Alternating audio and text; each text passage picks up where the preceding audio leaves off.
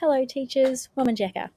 Today, I want to share with you our most recent trip to the Bunjilaka Aboriginal Cultural Centre at Melbourne Museum.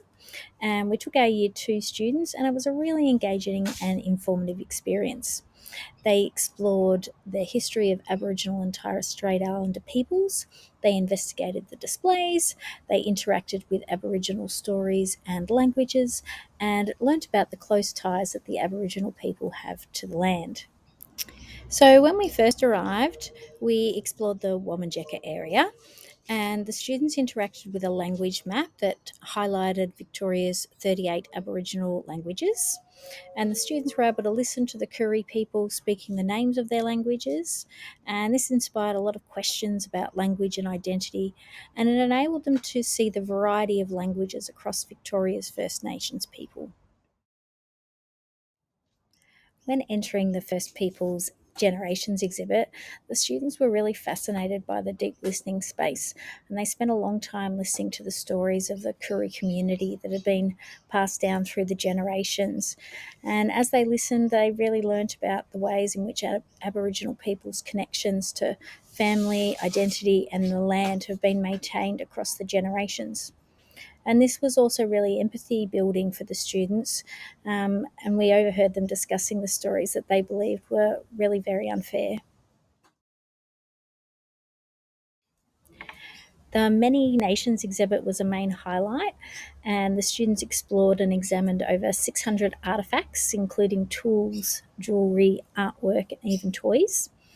They engaged in conversations of what they thought the tools might have been used for, and they made comparisons between their toys and the toys of today. The hands on interactive iPads were a great way for them to find out more information about the tools, and the activity table provided them a real tactile way to explore the items, and it was a really highly engaging area.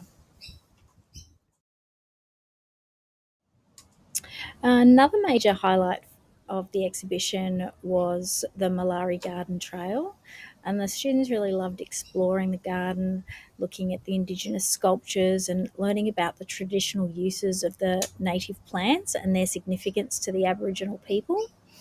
In particular, the students really liked the connections to food and medicine and tools, and were very intrigued by the dropping she oak, which was used for crafting boomerangs, and the woolly tea tree, whose wood was made for spears.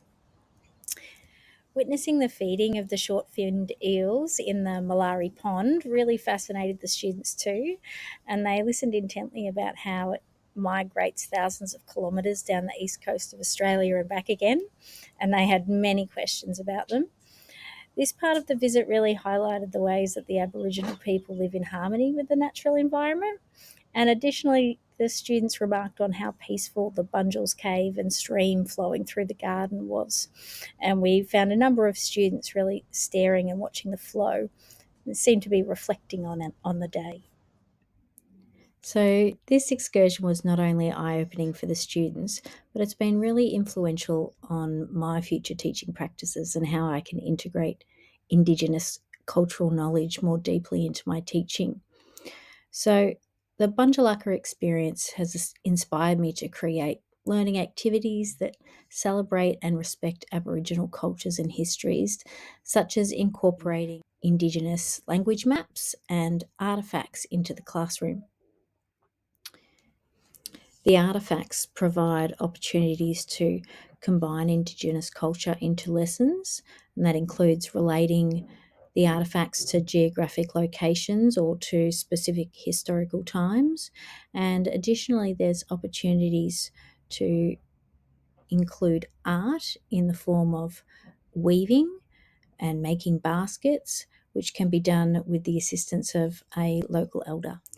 The Malari Garden was a great source of inspiration to me as I thought about taking the students outside and listening to the sounds of the environment in a meditative session, and having them form deeper connections to the land. And additionally, in science, exploring our native flora and fauna and their traditional uses, and having the students make connections to the land and sustainability.